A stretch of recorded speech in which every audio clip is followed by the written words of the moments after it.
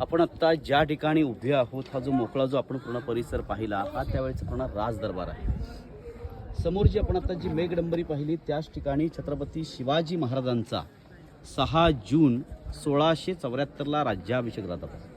आता जर आपण त्या मेघडंबरीचं निरीक्षण केलं तर ती त्यावेळची नसून ती आत्ताची आहे। 1985 साली आपले राष्ट्रपती गणेशजी त्यांच्या हस्ते पूर्ण पंचधातूची, परंतु तशा प्रकारची ती एक प्रतिकृती बनली आहे।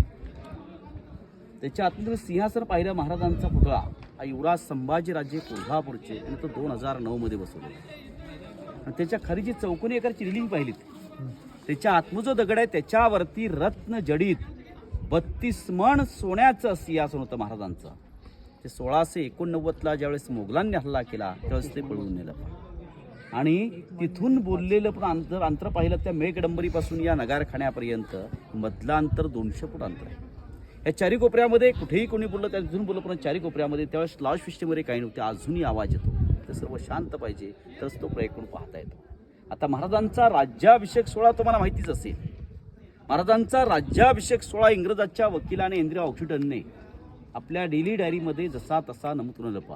महाराज सकाळी पहाटे स्नान करून जगदीश्वराचे दर्शन घेऊन दरबारामध्ये प्रवेश केल्यानंतर लोकांनी महाराजांना मानाचा मुजरा केला।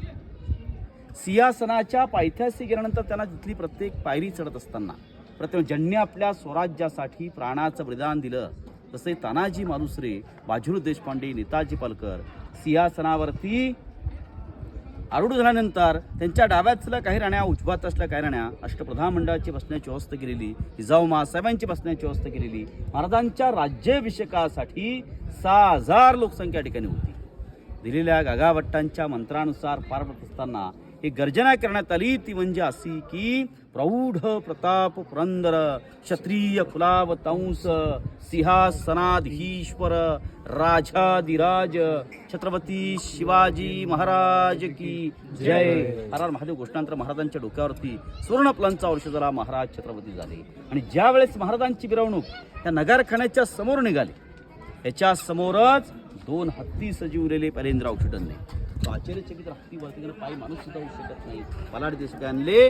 तर तज्ज्ञांचं मत आहे ह्या हत्ती लहानपणीच वरती आणले होते, त्यांचं पालनपोषण राहिलं एक तर्क आहे पण हा दरबाराचा मेन गेट, याच्यावरती एकदा नगारे वाजवले तर जो महादरबार बंद व्हायचा। ह्याच्या आतून जेवढा पाहिला आपला बाल्य किल्ल्याचा बाकीची माहिती आपण टोटली पुढे महाराज त्या ठिकाणी घेऊ, सर्व त्या ठिकाणी